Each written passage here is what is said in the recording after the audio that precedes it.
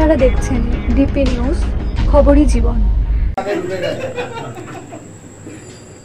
ফের তৃণমূলের হুগলি শ্রীরামপুর সাংগঠনিক জেলার সভাপতি পদে নির্বাচিত হলেন চাপদানির বিধায়ক অরিন্দম গুইন।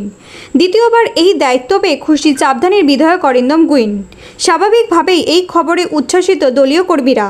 ফুল কিংবা ফোনের শুভেচ্ছা বার্তায় ব্যস্ততায় খুশি অরিন্দম বাবু।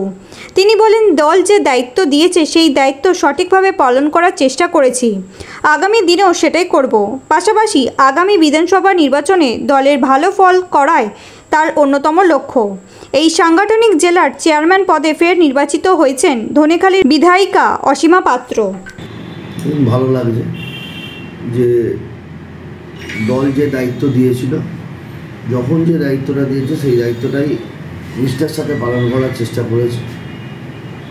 আবারও দল ভরসা রেখেছে আমার মাননীয় নেত্রী মমতা বন্দ্যোপাধ্যায়, আমার নেতা অভিষেক বন্দ্যোপাধ্যায় যে ভরসা, বিশ্বাস, আশ্বাস আমার প্রতি রেখেছে।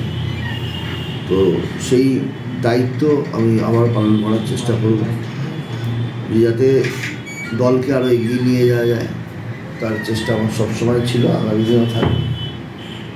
ভালো লাগছে। সবচেয়ে বড় ব্যাপার যে সারা জেলা থেকে মানুষ ফোন করছে, সারা জেলার মানুষের সাথে যে সম্পর্ক, যে হৃদ্যতা, এই চলার পথে সবাই যে ভালোবাসা পেয়েছে, সেটাকে পাথেয় করেই এগিয়ে যেতে চাই। মানুষের জন্য যে কাজ, দলকে মজবুত করা এবং মানুষের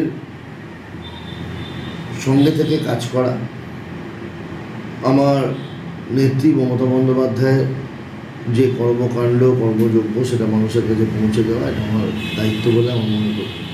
দেখুন, সভাপতি থাকাকালীন পঞ্চায়েত নির্বাচন করেছি, লোকসভা নির্বাচন করেছি, আগামী যে বিধানসভা নির্বাচন, সেই বিধানসভা নির্বাচন দায়িত্ব নিয়ে সবাই মিলে আমাদের টিম ওয়ার্ক, যেটা একটা সভাপতি হিসেবে তো না, আমার মনে হয় টিম ওয়ার্ক, এই টিম ভালো করে কাজ করলে এটা আশা রাখি।